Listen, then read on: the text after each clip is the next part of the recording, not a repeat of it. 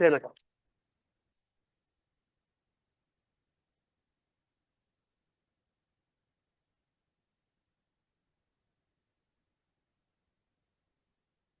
Okay. So we're going to have our last panel discussion. Yes. I'll invite Nina and John, and Auntie Ty is going to pop back on the screen. So I think you all made numbers seem like fun. Oh, good. Numbers are fun.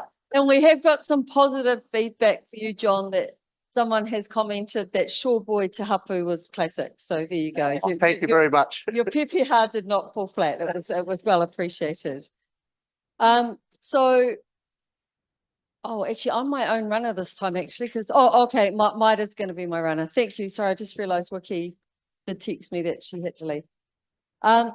So I think one of the things Auntie Ty raised was this kind of importance of going forward to advocate for hauora Māori, that we really need to be open to really mixed methods to actually make really clear statements and movements and research.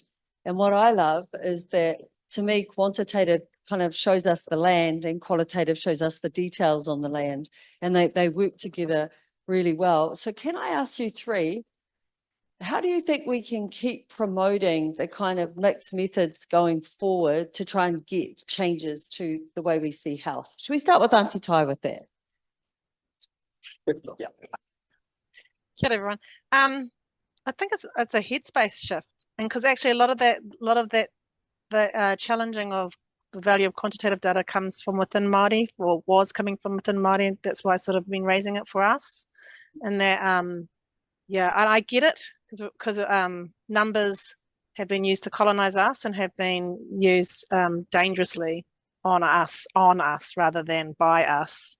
So I do understand where it comes from, but yeah, I just hope we can have a more critical and nuanced understanding of it, so that we don't limit ourselves, so keep ourselves using whatever method is the right method in the right way to answer the research question that we have. Yeah. Good, thank you.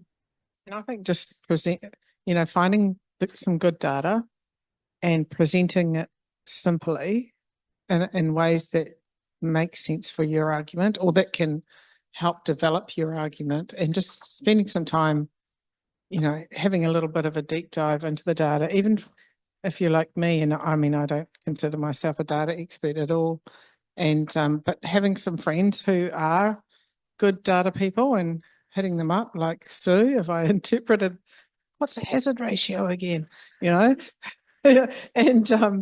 figuring out how to do these things, and getting comfortable with using all sorts of different information and data. Yeah. I've got a slightly different answer. I'd say one of the answers is to look ahead. When your kids are doing their maths homework, say, "Oh, I love it, how great you are at math." Don't say, "Oh, I was terrible, I hated maths." Say, "Oh, you're so good at this. That's amazing." And so one bit of homework for everyone here with kids.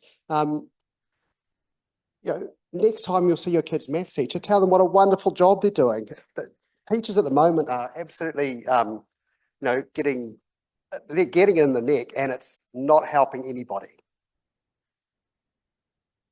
Being a teacher needs to be one of the best jobs in the world. It's so important. We need to pay them more. Kia ora. Oh, great. Kia ora, Steve.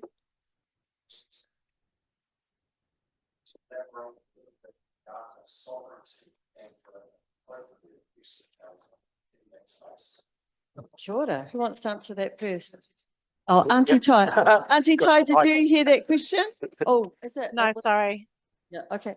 So Stephen Mark has asked about data sovereignty and how we push forward with that. Kia atu whakaaro.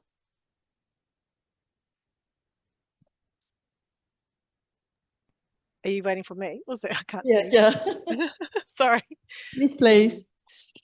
I think it's really hard. Like, we can't even get oversight on where the data is being stored, and it's often going offshore, which doesn't really meet Indigenous data sovereignty sort of basics. So I find that really challenging around that. And we're still just trying to get any data that's high quality data, let alone dealing with the issues around data sovereignty. I'll hand it over to Nina. And Yeah, I don't know either, but a lot of our data is stored overseas, and they don't have ethnicity in their machines or whatever it is, the cloud. And I've, having discussions with them is kind of often like talking to a brick wall, because they're like, oh no, we can't change our whole systems just to put your ethnicity data in there. I've won it once with a registry for something that I can't remember. I think it was for bariatric surgery. That was a registry set up in Australia. And I said, oh, you can't have the New Zealand data unless you put ethnicity in. And they said, no. Nah. And I think it took us a few months, but we eventually got it. And they said they'd report it back to us. But I just think it's too hard currently, but we must keep trying. And the other basic stuff is making sure that people collect ethnicity data as per the census. I want to use the F word again. Just use the census question. It's not that hard. And then you follow the rules and collect it and report it properly, and do equity focused reporting. So report by ethnicity, compare Māori with non-Māori. Don't compare Māori with total population, because you don't see the equity gap. So report the equity gap and report by ethnicity, and that needs to be our message. And that's, I don't know if that's even solving the, it's a tiny part of the data sovereignty. We have a right to see our data. And how are we going to control it? I don't know. It's really hard. Try and keep it in the country. Karate Araturi has just written quite a good article on this, which covers quite a few bits and pieces. And it's interesting, last time I talked to him, and that's what he's written now, he's sort of changed a little bit. So some of the big players can actually offer you greater data sovereignty than what some of the local players are offering. So it's a minefield out there. My experience with some fairly sensitive data is that we actually have on a server in Holland is that actually their procedures are tighter and more restrictive than what I've seen in our own government data. So I feel more comfortable with that, which is something that I've changed my view on recently, which is sort of it's a counter, sort of almost a counter argument, but or counter example really. So the landscape is a difficult one, and it's not obvious which players are there. The other thing I'd say for local people is that there's actually a bit of a project going on at the moment, or going to be going on, where we're trying to actually lift our own data sovereignty standards, and that comes from a lot of work at the governance level on data sovereignty, and a lot less work at the lower at how we would implement that. So there's having the data sovereignty and knowing what you want to do, and then there's actually doing it, and those are two different things. And I think at the moment we need to get we've got plenty of advice about what we should do, and we need to actually get to the point of doing some of it. I just have a quick question around where data is stored. You've talked about there being some good examples of where it is held really securely. We know that Microsoft is moving a lot of their data housing to New Zealand in 2025. Does anyone have an opinion about whether or not they think that's actually going to be beneficial for Māori and New Zealand data in general? Auntie Tai, Nina's saying you, no? Nah, not my wheelhouse, sorry. Here we go. John. So I have an opinion on this. So if it's stored in New Zealand, so has everyone heard of the cloud bill in the US? The US, the very controversial, they published a law saying that if an American company held data, then the Supreme Court could subpoena it. I think it's the Supreme Court, but there was someone might give me anyway. So it means that the data can be accessed by a third party in the US. Now, the counter to that, and they said that applies in all jurisdictions. However, if Microsoft puts their, if the metal, we talk about being in the cloud or on the metal, if the metal's in New Zealand, then actually we have a very strong case to say, no, New Zealand law applies, that's it. And Microsoft would be able to use that to rebut their own, their own, it would have to go to court to decide which one wins. So if it's in New Zealand, Microsoft can actually offer some level of protection. However, it's still an American company, so it's still that case hasn't happened, so we don't know what the conclusion would be. So again, the landscape is a tricky one. What would be better would be if there was a New Zealand company that had metal in New Zealand and the data was stored on that, or a Maori-owned company, even better still. I think even as a Pākehā, I would prefer that the New Zealand data was stored in a Maori-owned company, because the leading work on data sovereignty at the moment is definitely in the Indigenous space. And I think a lot of people would prefer that framework to what was a more open one. And I think that when I was saying that there's a difference between American law and European law as well. So the data we've got in a server in Holland is actually, that's actually backed up by European law, so which is tighter than our own law. So, so it's anyway. So there isn't a good answer, because it's actually quite a tricky legal problem. But that's around, do you trust their laws? And Sasha was saying, they can just legislate and change their laws, so that but I guess it's better here than there on the metal. Yeah, it's an international mega corporation, and they're not very good from what I've heard. Yeah, and I think we often, because of the types of data sets we're talking about, and quantitative data, we kind of really focus on that, but there's also data sovereignty issues with qualitative data and how that's stored. Yeah, so there's a question, I'm not sure if it's from in the whare or online, but the question to our panel, and this will be our last question for today, Māori data sovereignty is important when considering all things data. I understand the need to ensure the government looks after and uses data appropriately, but feel it's timely to relinquish control of our data to iwi and Māori providers to better support the mahi that's needed. He aha tō whakaaro.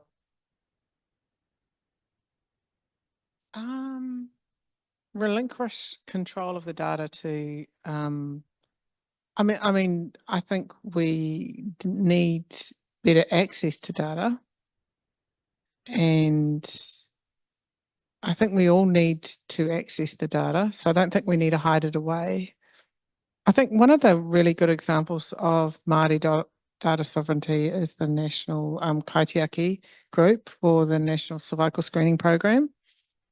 So and that kind of already does have Māori control over the data. So yeah, I'm not, it is a really good role model. And but the reason why that was brought in is because it needed to be brought in, because the way the data was being used and framed, and Sue was involved in sorting all that out back in the day. But yeah, no.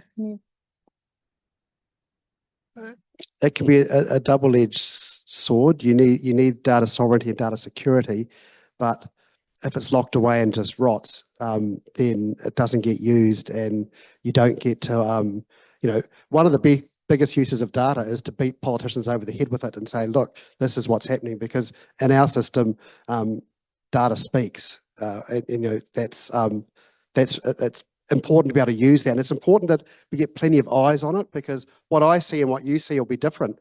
And if it's only a couple of people looking at it, we'll miss most of it. So, I think data is, it's got a lifetime, and it needs to be used and, have a voice. So the more people that can give a voice, the better from my perspective. Kia ora, Auntie Tai, do you have a closing comment to add to that? Yeah, I think it's in line with my panel members, actually. It's too simple to say Māori should have all control and power over the data, that's our main aim. Actually, the government has a responsibility in terms of kāwanatanga and their treaty responsibility to be collecting high quality data in a way that we need it, in a way that we direct them to. and that we can access. And so that's actually for me is a treaty responsibility, and that allows us to monitor the Crown. And so it isn't, that's not my positioning that, they should do nothing. They actually have a role to step up and do this much, much better. We need this data to tell our stories, whether it's qualitative or quantitative, and our stories matter and our lived reality matters. And data is just one way in which we can realize our own aspirations. So it's just way more complex than saying Māori should control the data. We should have power and mana over our own data. But some of that data is about Pākehātanga and themselves. And I still want to be able to look at that data and talk about white privilege and racism and what hasn't been realised for our people using data. Kia ora. Kia ora, thank you. So I have a homai te pakipaki mo te panel. You guys can go there. So just on behalf of the Matariki Rangahau series, their team and all those that have helped pull together, and especially for you guys for attending today and kind of helping us see actually the need for these kind of wānanga together. Really, really appreciate it. And Hector, just as I want to say one of our matua, but saying that respectively, because you're not that much older than me, would like to invite you to come down and make some closing comments. And are you okay to close us with karakia? Sorry. So Hector, I think I was here a year or two, and then Hector became the Director of Māori Health and has had a really huge influence on how Māori Health has rolled out over the last couple of years. So kia ora. I'll pass this to you in a second, Hector. Just want to thank Suze and team for being amazing partners and doing so much mahi to make this happen. And we just kind of landed last night after some delayed flights, and you had it all set up, and it's been a privilege to be part of the day. And this is our last Matariki Rangahau series. We've done 4 of this. Oh my God, it's been crazy. But yeah, thank you so much. And also thanks to Chris and Tina and Christine for making it happen and making me look good. I just turn up and have a fun day. But yeah, and it's been lovely to have the great vibe from you all today, and for all of you on the screen, well done. Hope you get some gardening done while you're listening to us. But yeah, kia ora, Suze. It's been beautiful. Kia ora. And Kia ora, Nina. O tēnā koutou e te whānau nei, nei rā te mihi miharo ki ngā tokomaha I koro mai ki a mātou I tēnei wā, I maumahara te mātauranga kua puta mai I tēnei rā. Aha ko, he kapua pauri e iri ana I rungi a maunga taupiri, I rungi I akaroa hoki, e whiti mahana a tamanui te rā I roto I tēnei wāhanga whakaihu waka o tākou. Tino, pairo atu te ingoa hau mo tēnei whare wānanga I nei, o tākou whakaihu waka, ko wēnei ngā whakaihu waka o te motu nei, wēnei wahine Māori, me ngā tangata hoki, I awhina mai ki a mātou I tēnei wā. Aha ko te raruraru I roto I te whatu ora I tēnei wā, me haere tonu I rungi I tēnei huarahi wiwi wāwā, ngā piki me ngā heke, ko tēnei ngā rangatira I awhina mai ki a koutou ngā kaimahi e mahi ana I roto I te kaupapa mō ngā hāpori I Aotearoa nei. Nō reira tēnā koutou.